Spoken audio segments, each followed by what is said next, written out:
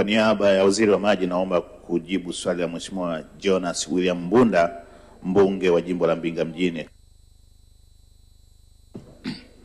Mheshimiwa Naibu Spika, serikali imeweka lengo la kuhakikisha inakamilisha utekelezaji wa miradi yote ya maji inayoendelea kote nchini, mijini na vijijini. Mradi wa maji wa Pacha Sita uliopo wilaya Mbinga mkoani Ruvuma unahusisha ujenzi wa chanzo cha maji, ujenzi wa tanki la ujazo wa lita 150,000, urazaji wa mabomba umbali wa kilomita 21 sanjari na ujenzi wa vituo 12 vya kuchotea maji. Utekelezaji wa mradi huo umefikia wastani wa 90% ambapo unatarajiwa kukamilika mwezi Juni 2026 na kunufaisha wananchi wapatao 2874 waishio katika vijiji viwili vya Pacha Sita na Lipembe wilayani Mbinga.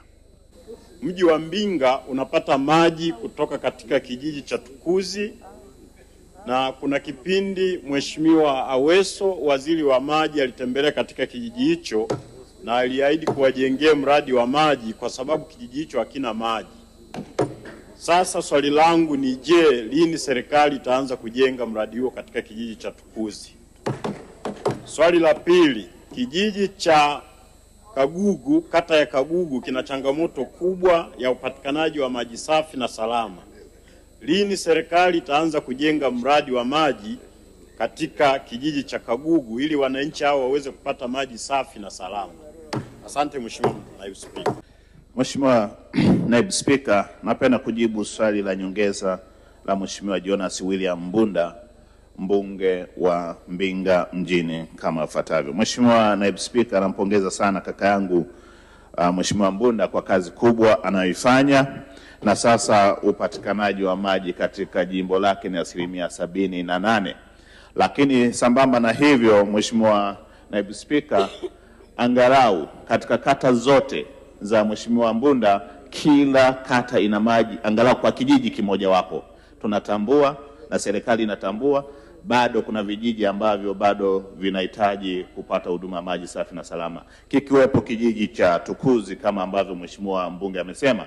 Lakini katika program ya vijiji 1575 Mheshimiwa mbunge tumemwekea vijiji vitatu.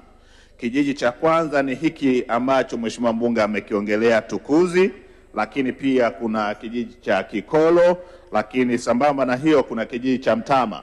Kwa hiyo nimtoe hofu katika kijiji hiki cha pili alichokitaja, ni kili kabisa kwamba kwa mwaka huu wa fedha 26-27 kijiji hiko hakipo katika mpango wa utekelezaji, lakini tunaamini kwamba katika awamu ya pili ya awamu ya fedha 27-28 kijiji hicho tutakizingatia kuhakikisha kwamba kinapata huduma ya maji safi na salama. Tunatambua vipo vijiji vingi, lakini tutaenda awamu kwa awamu. Mheshimiwa Naibu Spika, naomba kuwasilisha.